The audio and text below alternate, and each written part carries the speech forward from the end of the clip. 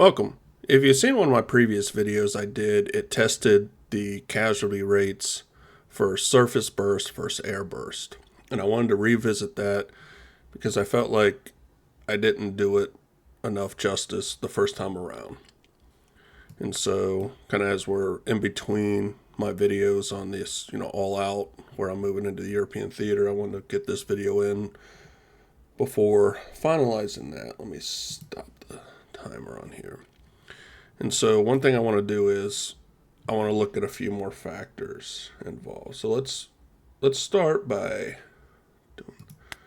I'm going to do single detonations here because I don't want to take time for the stuff to launch and fire. So I'm going to try to choose the same kind of warhead. Not try to, I am. So I'm going to utilize the bleed to be Sarmat. So I'm going to anchor it right over this cross section here. And this is going to be a 500 meter detonation.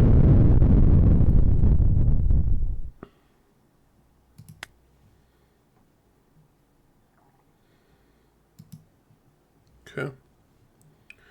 So we see, and this is basically over New York City. Not basically, it is over New York City. And we see hold on, let me move this over. 1.7 million casualties. It's a 500 kiloton explosion.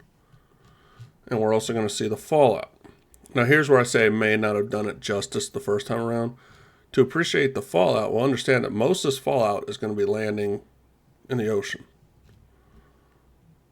So this level of fallout, this direction, what happened if the detonation, would be in an area where there's going to be more population affected by that? So I'm going to do the same thing. Let me rerun here. New scenario. So we're going to go back to the same location.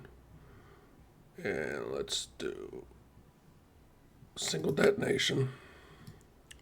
So you can kind of see it here. And I'm going to do the same thing, but I'm going to drop it. Oh, no, that's not what I want to do.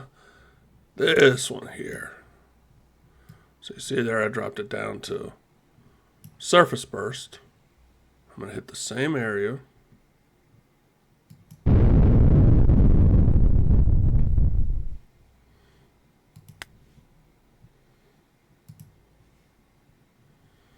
So we do show lower amount of casualties on a surface burst and an air burst, 1.1.5 million versus 1.7. But again, any appreciable difference in fallout is negated largely due to the fact that a large amount of this fallout is landing in the ocean. So let me change the way this map looks because it's a little easier to see this. So, trying to see a good determining factor. Let's run the same test. And let's run it in Los Angeles. And as an anchor point, I will choose this intersection right here, not far from Santa Monica. Let me run new. And I'm going to run the same test. Single detonation. Since it's already set up for a surface burst, I'm going to do a surface burst first.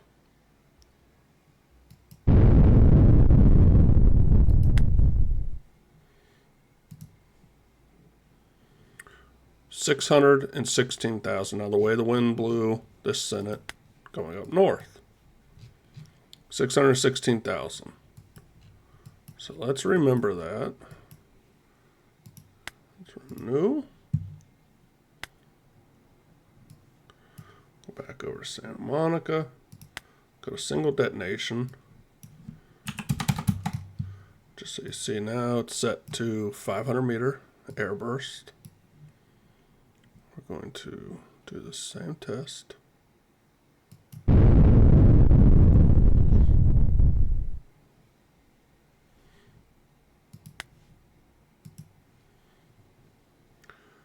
So 764,976. So again, it is still higher. So I'm going to do a more comprehensive one now.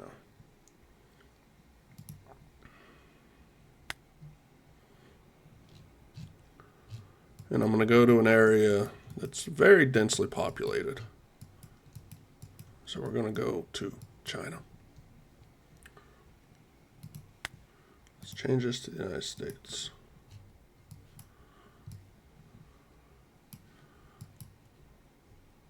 And let's look at Beijing.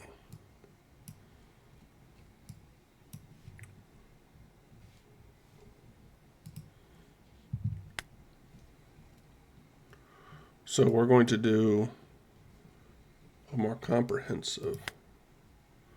So let's choose a warhead. Let's choose the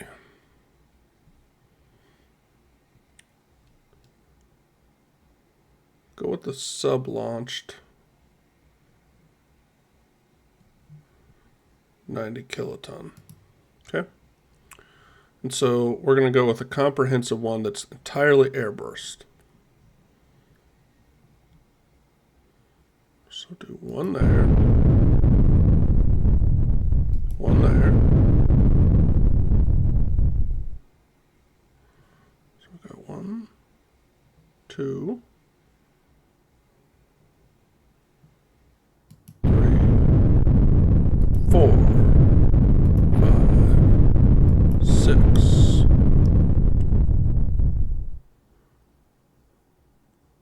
7, 8, 9, 10, 11, 12. So these are all airburst. 2.768 million. 2.768. So let's do a new scenario. Now we're going to do the same thing. We're going to test surface burst. So single detonation here. Set the height.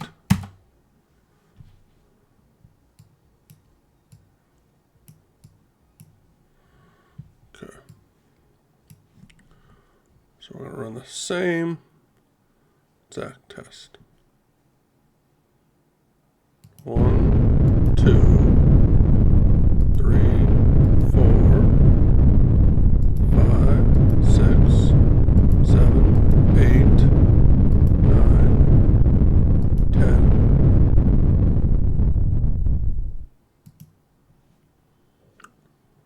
Now we got 2.9 million. So all surface burst, we actually had more casualties, all surface burst, than air burst in China versus the United States. Now let's do a mix.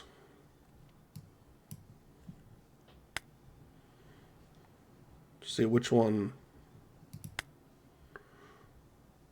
So let's start with the surface. 1, 2, 3, 4, 5.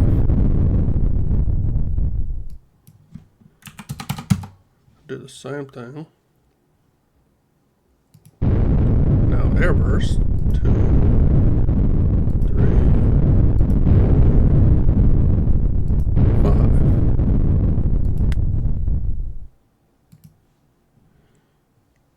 2.85 million.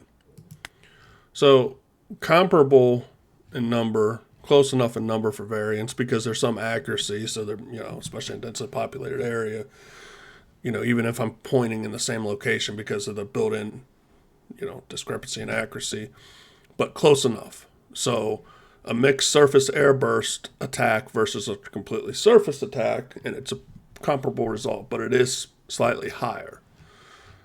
So what we're seeing now is consistently in the United States, all airbursts produced higher amount of casualties, and all surface burst in China produced a higher amount of casualties. Let's go to a more coastal area of China, and let's see what kind of results we can replicate there. So Shanghai, which is a massive city, but it's largely here. Let's see if we look more closely related to the U.S. casualties. Because where I'm kind of getting at is surface versus airburst versus casualties and stuff. It's very dependent on geography, the way the wind's blowing, where you're at located country-wise versus coastal versus inland. So a ton of different factors. There is really no magic bullet per se. So we'll start with airburst this time. And again, this is with the 90 kiloton warhead. Let's see here.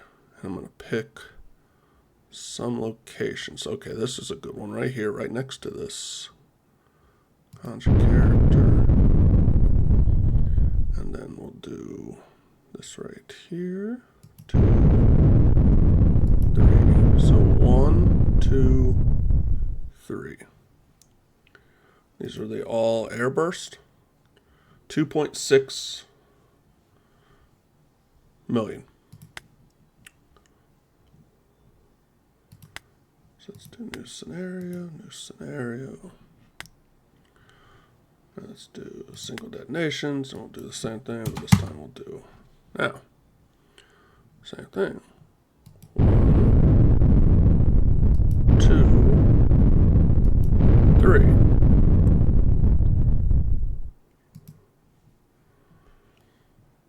2.2 million. So what we're seeing here is we actually saw a greater amount of casualties with air bursts than surface burst. And so let's do one more. And this time we're going to do a mixed attack.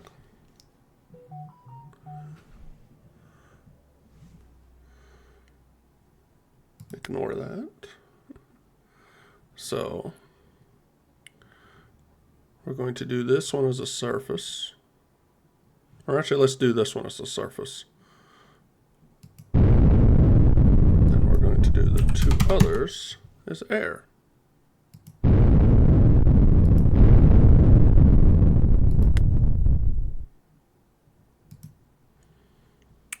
.6.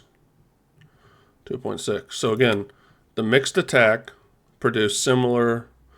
In most of these scenarios, at least what I'm seeing is whatever one seems to cause the most, whether it's surface or air burst, if you do a mixed attack, it's going to produce around the same results as a singular attack.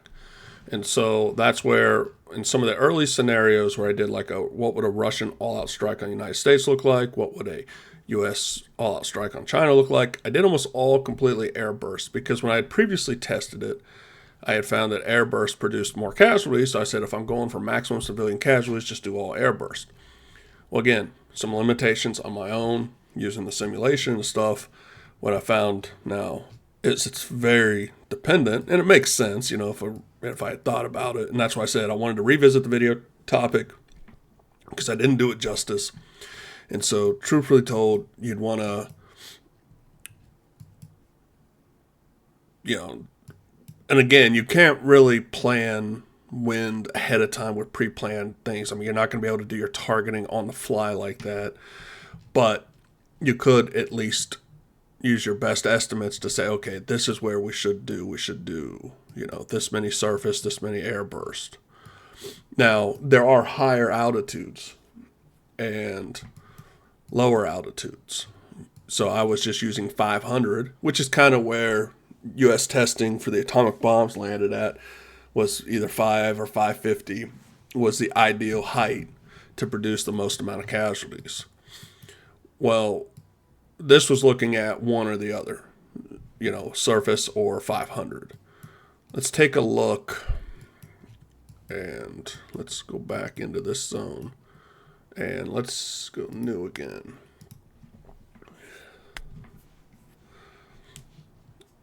And I'm going to keep those 3 consistent spots.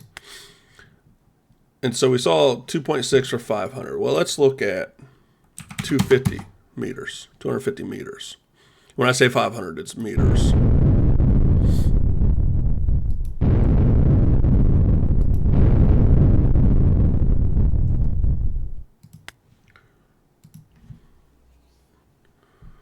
So 250 produced much higher than 500. So it's interesting. Surface burst produced less than 500. 250 produced higher than 500.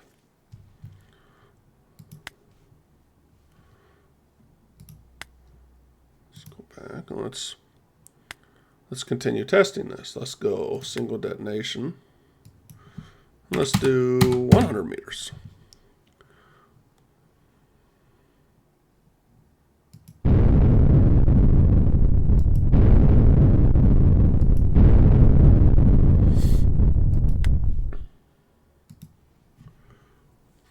.2, so very little difference.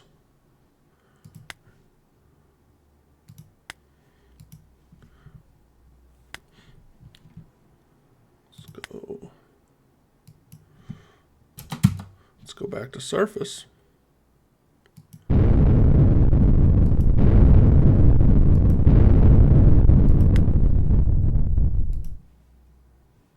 .2. So between surface and 100 meters, there's about 1 million casualty drop off. So let's go 50 meters.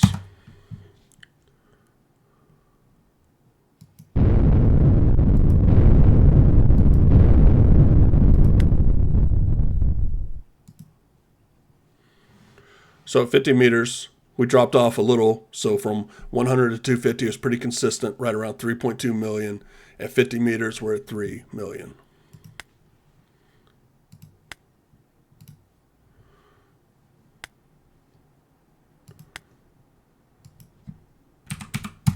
Go to 25 meters.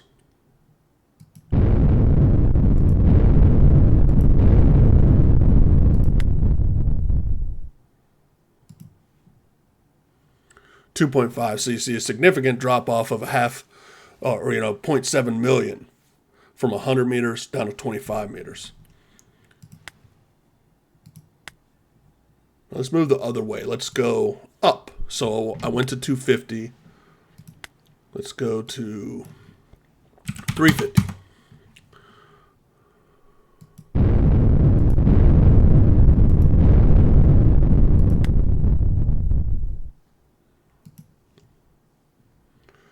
.5. So again, we saw right here the sweet spot for these locations has been right between 100 meters and 250 meters. So how does that hold up to Manhattan? Let's go to Manhattan, okay? Actually, before I do that, let's change a parameter.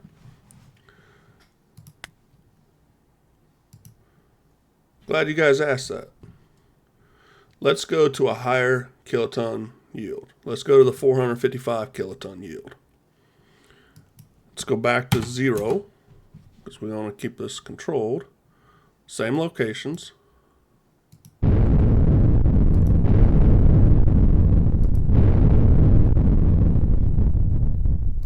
Does the yield size change casualties? Obviously, it's going to produce higher casualties, but does it change the factor of the height? 5.9 million. Let me make sure I'm writing this stuff down so I don't forget, because now it's going to get into a ton of different variables. 5.98 million surface.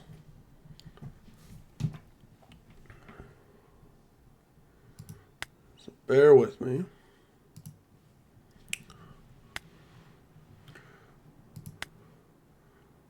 Let's do Do 100 meters now. Same locations.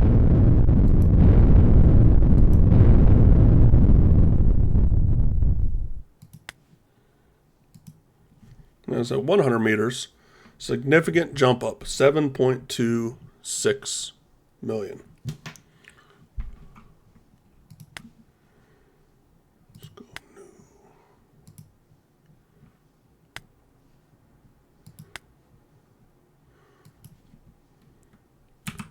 I'm going to jump to the 500 meter airburst.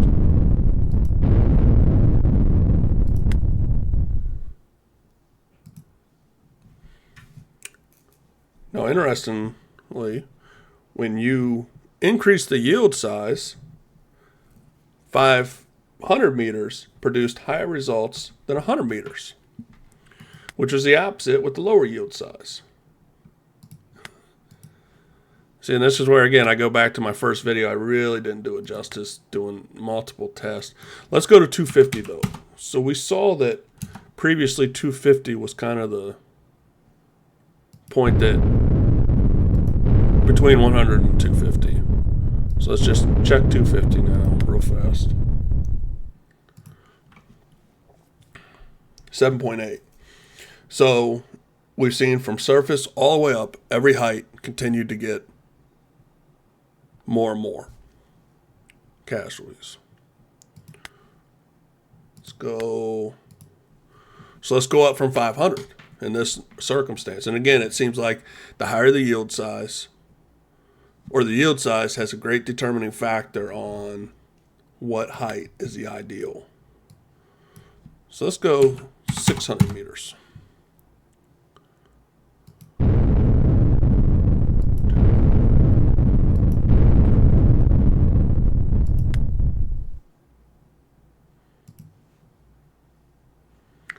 .3. So we're actually a little higher than the 500 meter. So at 600 meters, we did produce higher casualties.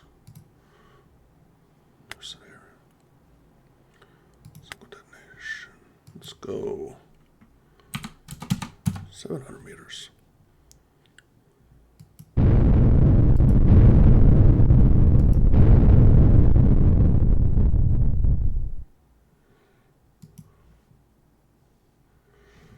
Okay, now what we saw was at 700 meters, a significant drop off. And so what that means is somewhere between 500 and 700, we have what would be our sweet spot for these target locations and this yield size. Let's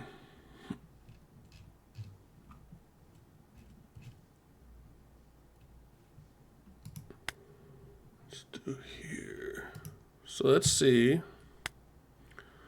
What if we did a completely mixed thing? So let's start with what we saw the highest casualties. Let's start with 600, and we'll do that in the center. And we'll do 400, put that over here, and we'll do a surface burst right here. So this is a variable yield, one surface, one 400, one 600. 7.2. So that was kind of equivalent to when we were targeting at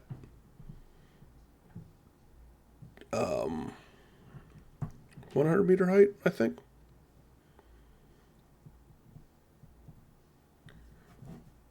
.500 was 8. It was either 100 or 250. Either way,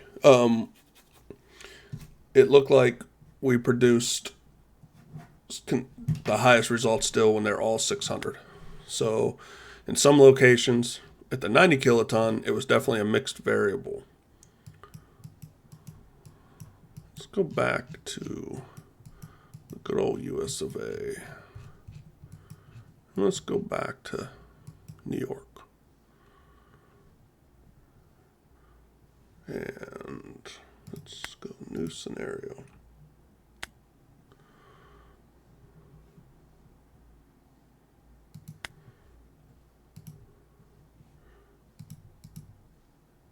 let's go to China. And now, let's test, I'm sorry, Russia. Previously, I was testing the SAR mat at 500 kiloton. We'll go back to that.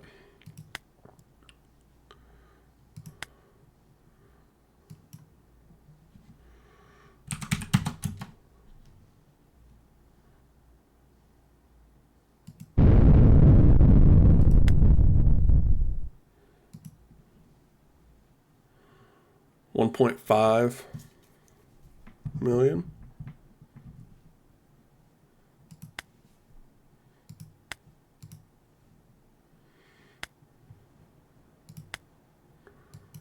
Let's do 500.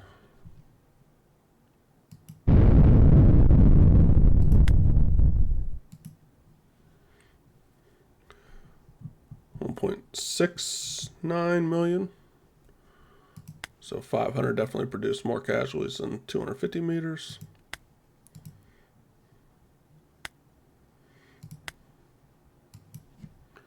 Let's go to 700 meters.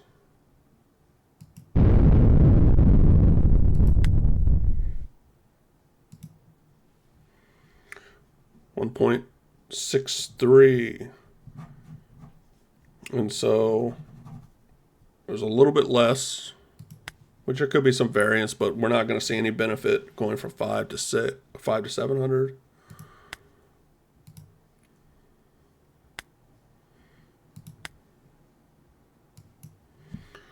Let's go 600.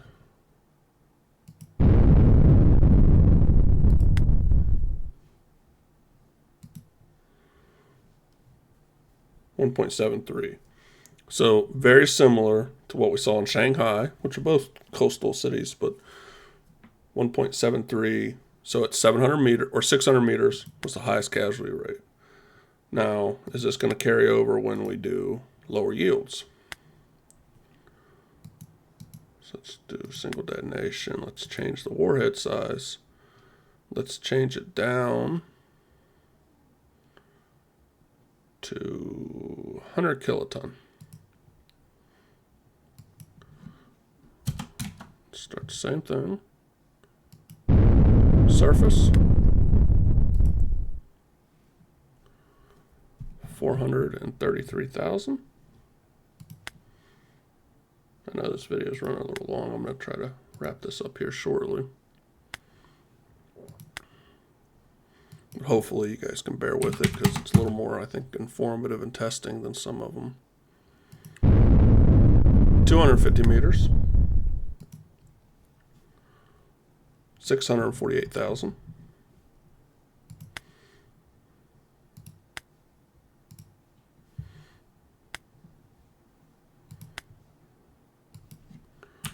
$500 meters.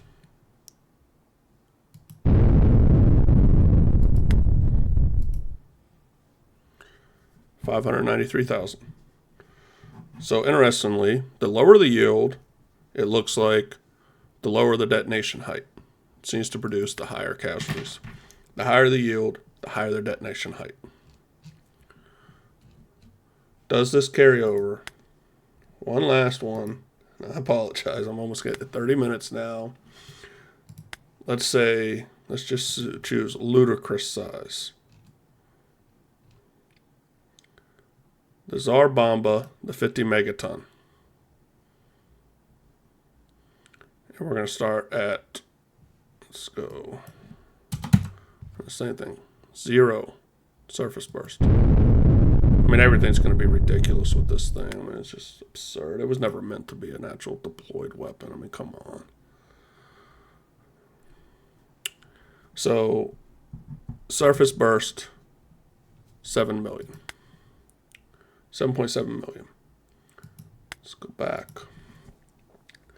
Just going to carry over to see, does like a ridiculous yield size, does it mean like maybe 10,000 meters is ideal? Or is there a diminishing return on that? So let's do 250 meters, same location.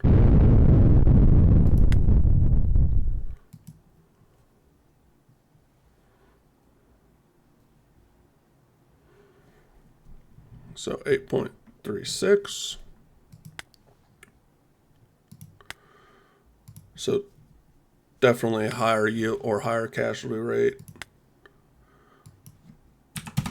at 250 versus surface. Let's do 500 meters.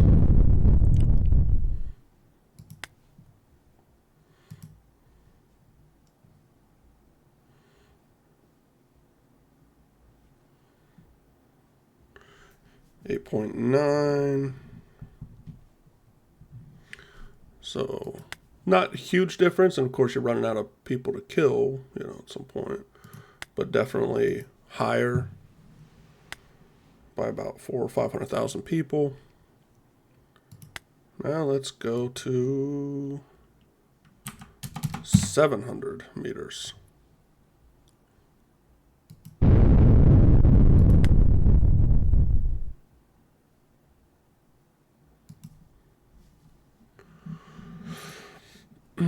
Excuse me. 9.3 million.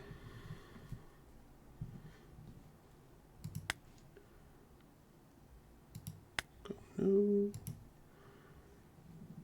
going to jump up to 10,000 meters now. I'm sorry, not 10,000, 1,000 meters. I knew what I meant in my head.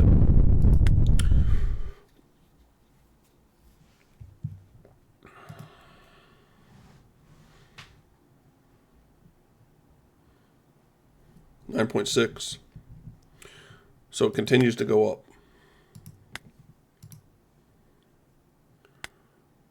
Let's do single detonation. Let's do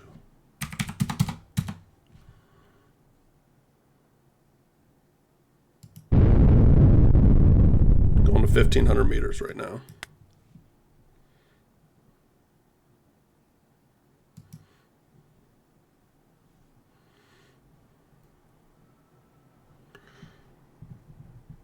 $10 million. So I'll do one last one at 2,000 meters and then we'll call it a day. But there's a definite correlation, it seems, that the higher the yield, the higher the optimal height for destination.